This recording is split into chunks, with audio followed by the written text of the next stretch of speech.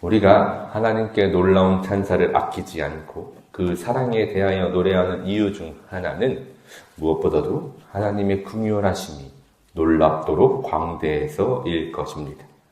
물론 그 사랑 자체이신 하나님이시기에 하나님께서 보여주시는 그 사랑 자체로도 놀랍지만 우리 하나님께서 보여주시는 긍휼은 정말 오래 참으시고 인내의 근원이심을 깨닫게 합니다. 그중 구약 성경은 그 긍휼하신 하나님에 대하여 인내하시는 하나님에 대하여 아주 자세하게 알려주고 있습니다. 오늘 본문은 이스라엘의 역사를 되뇌이며 느헤미야와 함께 그 이스라엘 백성들이 하나님의 자비하심과 긍휼하심을 깨닫는 그 모습을 전해주고 있습니다.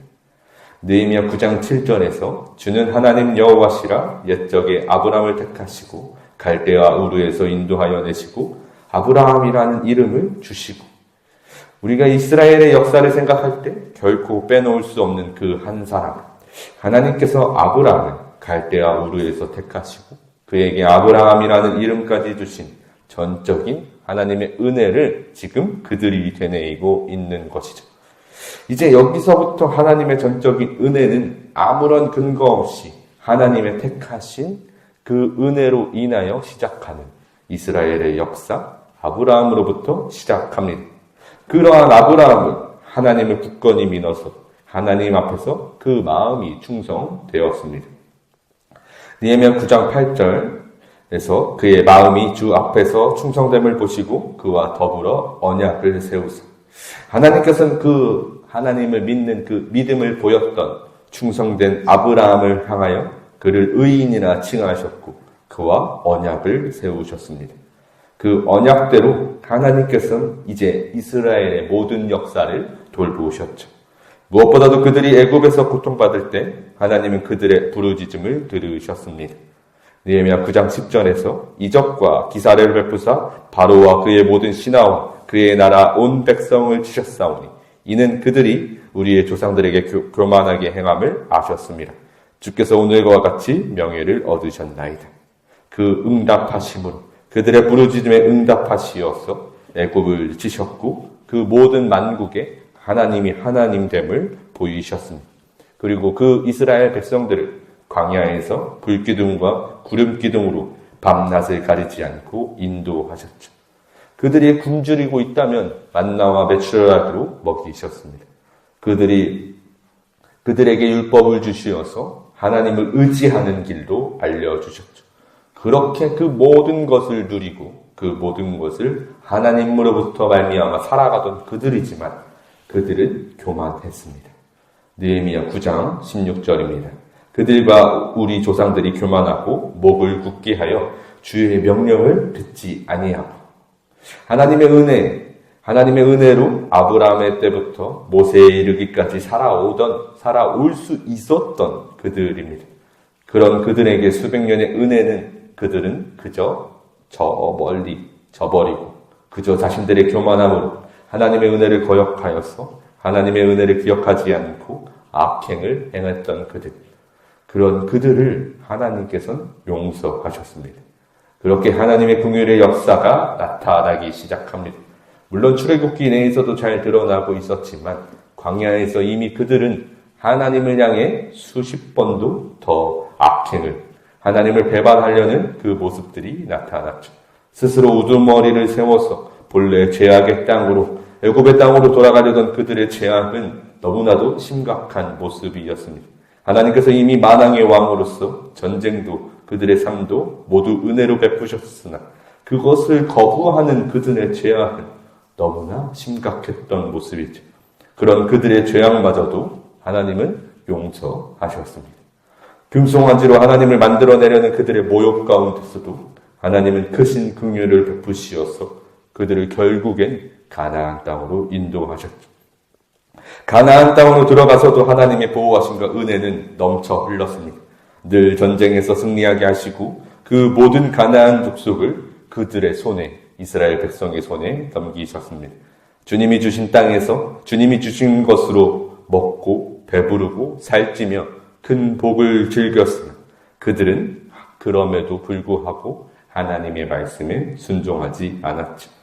느헤미야 9장 26절입니다. 그들은 순종하지 아니하고 주를 거역하며 주의 율법을 등지고 주께로 돌아오기를 권면하는 선지자들을 죽여 주를 심히 모독하였나이다. 더 심각한 죄악은 하나님의 말씀을 전하는 자들을 모두 죽여 주의 말씀마저 모독하는 죄악을 이제 범하게 되었습니다. 그에 따라 하나님께서는 그들에게 징계를 내리시어 하나님의 나라 외에 대적하는 그 모든 대적들에게 이스라엘 백성들이 팔려나갔습니다. 고통과 환난 속에 빠지게 되었으나 하나님은 그들의 부르짖음에 응답하셨습니다. 그 고통과 하나님을 저버리던 그들의 부르짖음에 그럼에도 하나님은 응답하시어서 그들을 구원하셨습니다. 오늘 본문 27절 함께 읽겠습니다. 그러므로 주께서 그들을 대적의 손에 넘기사 그들이 공고를 당하게 하시며 그들이 환난을 당하여 주께 부르짖을 때에 주께서 하늘에서 들으시고 주의 크신 긍휼로 그들에게 구원자들을 주어 그들을 대적의 손에서 구원하셨거든. 하나님의 이 놀라운 은혜를 지금 수십 번도 수백 번도 경험하고 있는 그들이지만 문제는 다시 또한 그들은 하나님 앞에서 죄악을 행하려고 한다는 모습입니다. 수없이 반복되는 죄악과 하나님의 긍휼을 이스라엘은 경험하고 있는 것이죠. 9장 28절에서는 그들이 평강을 얻은 후에 다시 주 앞에서 악을 행함으로 주께서 그들을 원수들의 손에 버려두사 원수들에게 지배를 당하게 하시다가 그들이 돌이켜 주께 부르짖음에 주께서 하늘에서 들으시고 여러 번 주의 긍휼로 건져내시고. 아멘. 이것의 이스라엘의 역사였습니다. 그리고 이것을 읽는 우리의 삶도 마찬가지이죠. 하나님이 끝없이 받아주시고 이해하시고 용서하시기에 우리가 죄를 지어도 괜찮습니다 라는 내용이 아닙니다. 결코 그러한 내용이 아니시죠. 하나님이 크시니 그 어떠한 죄도 괜찮습니다. 그러니 하나님을 더욱 크게 하기 위하여 죄를 지어도 됩니다 라는 교훈이 결코 아닙니다. 여기서 드러나는 온전한 하나님의 은혜는 오직 이 마지막 31절입니다. 함께 읽겠습니다. 주의 크신 긍휼로 그들을 아주 멸하지 아니하시며 버리지도 아니하였사오니 주는 은혜로우시고 불쌍히 여기시는 하나님이십니다. 아멘. 하나님의 긍휼이 얼마나 놀라운지를 우리가 깨달아야 한다는 것입니다.